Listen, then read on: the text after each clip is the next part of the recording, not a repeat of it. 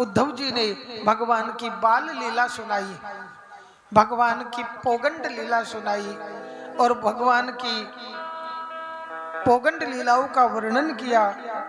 प्रभु की बाल लीला सुनाने लगे और बाल लीला सुनाते सुनाते भगवान की सुंदरता का वर्णन करने लगे। आहा, कितना सुंदर है कन्हैया। कन्हैया की सुंदरता का वर्णन करने लगे। विदुर जी कहते से उद्धव जी कहते हैं, यन्नृत्य लीलौ पैकम स्वयोग माया बलम दर्शयताम गृहीतम विश्वापनम स्वस्य च शोभगर्दे परम पदम भूषण भूषणांगम। आहा, कन्हैया कैसा सुंदर है। अधरम मधुरम बदनम मधुरम नयनम मधुरम हसितम मधुरम चलितम मधुरम गलितम मधुरम हो मधुराधिपते रखिलम मधुरम। ऐसा सुंदर कन्हैया का देखो। संसार का व्यक्ति सुंदर बनता है, उसको सुंदर बनने के लिए मेकअप की आवश्यकता होती है। संसार का व्यक्ति सुंदर बनता है, उसको सुंदर बनने के लिए, दिखने के लिए मेकअप की आवश्यकता होती है। लेकिन देखो, भगवान ने चमड़ी दो ही प्रकार की बनाई है, या तो गोरी बनाई है या काली बनाई है। काले हैं बेचारे, दिन भर पलस्तर रगड़ते रहते हैं। आजकल ये पलस्तर रगड़ने की जगह जगह दुकानें भी खुली हुई है? जिनको आज की भाषा में क्या बोलते हैं, आपकी भाषा में क्या बोलते हैं? पार्लर। राधे राधे राधे राधे। जो काले हैं वो सुंदर दिखने के लिए वहां पलस्तर रगड़वाने जाते हैं, और जो गोरे हैं उनकी गर्दन नीचे नहीं होती। लेकिन कन्हैया को इन सब की जरूरत नहीं पड़ती है। कन्हैया के श्री विग्रह में आकर के, कन्हैया के विग्रह में आकर के तो श्रृंगार भी सुंदर हो जाता है। कन्हैया को पीला पहना हो तो भी सुंदर, कन्हैया को लाल पहना हो तो भी सुंदर, कन्हैया को नीला हरा जैसा पहना हो वैसे ही स्वरूप में कन्हैया सुंदर लगता है? देखो, हमारे यहाँ 4 संप्रदाय सनातन धर्म में मुख्य है। निम्बार्काचार्य, रामानंदाचार्य और वल्लभाचार्य। ऐसे ऐसे हमारे यहाँ 4 संप्रदाय है। तो वल्लभाचार्य जो संप्रदाय है, पुष्टि मार्गीय परंपरा में कल आपने श्रवण किया, कन्हैया के बाल स्वरूप की उपासना होती। पुष्टि मार्गीय परंपरा में बाल स्वरूप की उपासना होती है। तो कन्हैया को पहले स्नान कराएंगे, फिर कन्हैया को सुंदर सुंदर वस्त्र पहनाएंगे, फिर कन्हैया को सुंदर चंदन का तिलक लगा करके पुष्पों की माला पहनाएंगे, सुंदर सुंदर कन्हैया का श्रृंगार करेंगे और थाली में भोग रख करके पर्दा लगा करके कन्हैया को भोग अर्पण करेंगे। भोग अर्पण किया, पर्दा हटाया। अब जब पर्दा हटता है, आप वृंदावन गए हो और वृंदावन में भगवान की प्रातःकालीन आरती का आपने दर्शन किया हो तो आपने देखा होगा पहले श्रृंगार होता है। आपने यहाँ बाबा के यहाँ भी देखा होगा, पहले श्रृंगार होता है, फिर भोग अर्पण किया जाता है, उसके बाद में आरती होती है। ये तो अपने होता ही है मंदिर में। ऐसे ही यहाँ वल्लभाचार्य परंपरा में ठाकुर जी का श्रृंगार करेंगे, भोग अर्पण करेंगे, फिर पर्दा हटा करके पद गायन होता है, पद गायन।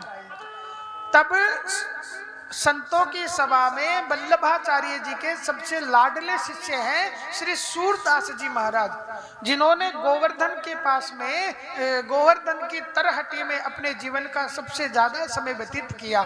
तो जब पर्दा हटता, सूरदास जी को कहते कि भजन गाओ, तो सूरदास जी मानो आज कन्हैया को लाल वस्त्र पहनाया है। तो कन्हैया का जब पद गायन करते, कन्हैया के श्रृंगार का वर्णन कर देते कि आज कन्हैया ने ऐसा श्रृंगार पहना है। कैसे? आंखें है नहीं, फिर भी कहते कि देखो कन्हैया ने आज ऐसा श्रृंगार पहना है। संतों को बड़ा आश्चर्य होता है, सूरदास जी के आंखें है नहीं, जन्म से अंधे हैं, फिर बताता तो नहीं है कोई कि आज ये पहनाएंगे, या सूरदास जी ऐसा सोचते हो कि आज कन्हैया को ऐसा पद गाएंगे जिसमें ये वस्त्र पहनाया गया हो और संयोग ऐसा ही बन जाता हो, हम वैसी पहना देते हो। तो आज पता है, देखो बाल उपासना में सब चलता है, कन्हैया को हरितांबर, नीलांबर, पीतांबर, रक्तांबर, कोई सा ही अंबर नहीं पहनाया। और तो छोड़िए, कटी काछनी कछु ना पहनायो, और लाला छोटे हैं तो गले में एक छोटी सी माला पहनाई दीनी। अब भोग अर्पण किया गया, पर्दा हटाया और पद गायन की बारी आई तो सूरदास जी से कहा कि सूरदास जी आज बताओ ना। संतों ने आपस में इशारा कर दिया कि कोई सूरदास जी को नहीं बताएगा कैसा क्या पहना है। सूरदास जी आज बताओ तो सही, लाला को श्रृंगार कैसो दिख रहे हो है, का पहनो है लाला ने।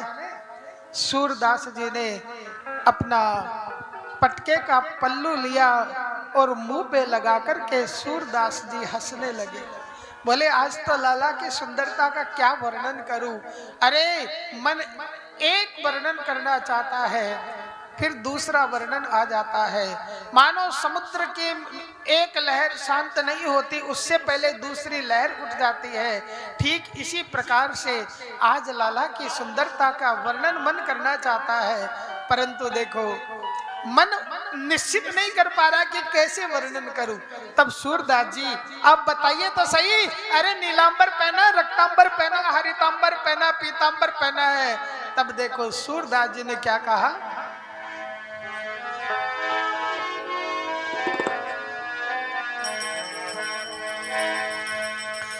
देखे री हरि नंगम नंगा, देखे री हरि नंगम नंगा, देखे री हरि नंगम नंगा, देखे री हरि नंगम नंगा।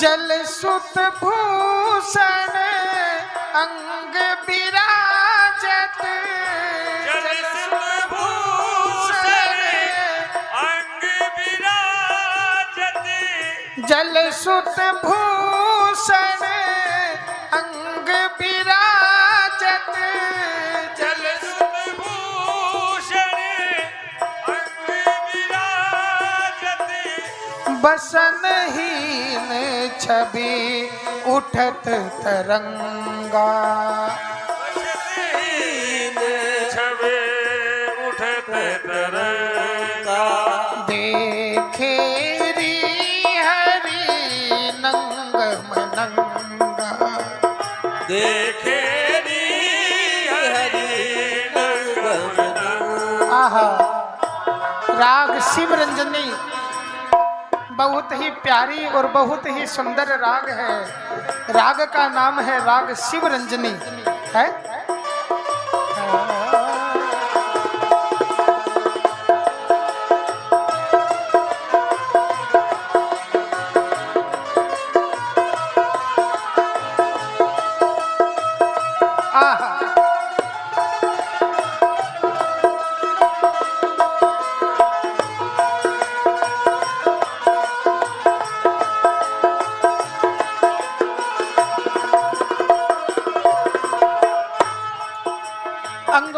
अंग बनाओ इसका।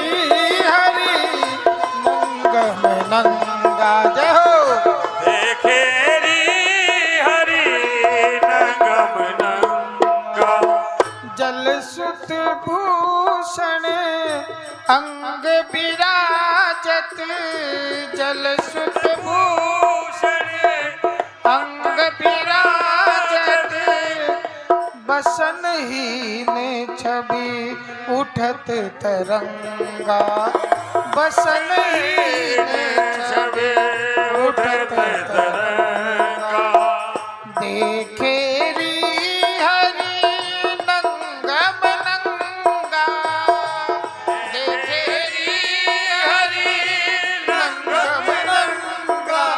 सूरदास जी ने तंबूरा उठाया और गाने लगे। राग शिवरंजनी बड़ा प्यारा राग है। आहा,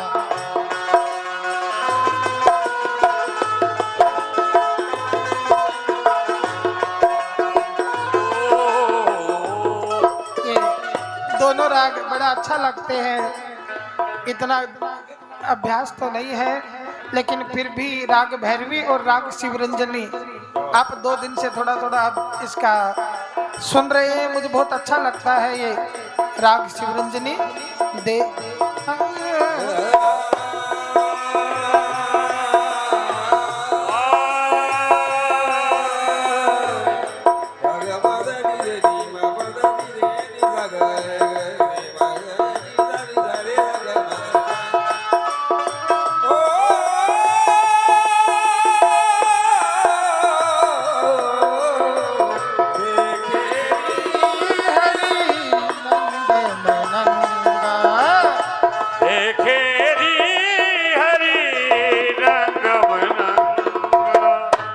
राग शिवरंजनी बड़ी अच्छी राग है, सदाबहार और प्रेम की राग है ये। सूरदास जी ने अपना तंबूरा उठाया और कहते हैं आज तो पूछो ही मत लाला कैसे सुंदर लग रहे। बोले बताओ तो सही। बोले आप ये मत समझो कि कन्हैया को आज कछु ना पहनायो तो कछ सुंदर ना दिख रहे। आज जब नहीं पहनाया और ये जो गले में मोतियों की माला पहनाई है ना, इसकी तो सुंदरता का कहना ही क्या है। मन एक छवि का वर्णन करना चाहता है, तुरंत दूसरी छवि आ जाती है। जैसे कोई समुद्र की लहरों की गिनती नहीं हो सकती, उसी प्रकार से इन छवियों की गिनती नहीं हो सकती है। तो कहने का मतलब ये है, भगवान के श्री विग्रह में आकर के तो श्रृंगार भी सुंदर हो जाता है। भगवान की बाल लीलाओं का वर्णन किया, पौगंड लीलाओं का वर्णन किया, भगवान की सुंदरता का वर्णन किया। फिर भागवत धर्म का उपदेश देने लगे। देते देते कहा कि जिस समय मुझे ये कथा भगवान सुना रहे थे, उसी समय भगवान जब स्वधाम जाने लगे, तब मैं भगवान का वियोग सहन नहीं कर सका। तब मैं भगवान के पीछे पीछे प्रभा क्षेत्र आ गया। तब मुझे भगवान ने भागवत धर्म का उपदेश दिया था। उसी समय उनके पास में मैत्रेय जी नाम के मुनि थे। तब विदुर जी ने पूछा वह उपदेश क्या था, वह उपदेश भागवत धर्म उपदेश क्या था, वह हमें सुनाइए। तब कहते हैं विदुर जी से उद्धव जी, जो भागवत धर्म का उपदेश आप मुझे पूछ रहे हो वह आपको मैत्रेय जी बताएंगे। तब वहां से चल करके यमुना जी के तट पे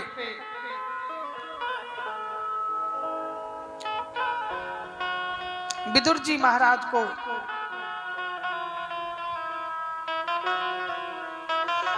उद्धव जी कहते हैं कि देखो मैं और ज्यादा तो क्या कहूं, एक बार नहीं, भगवान कृष्ण विदुर जी जब अपने स्वधाम जाने लगे, तब भगवान ने कहा उद्धव मुझे विदुर की बहुत याद आ रही है।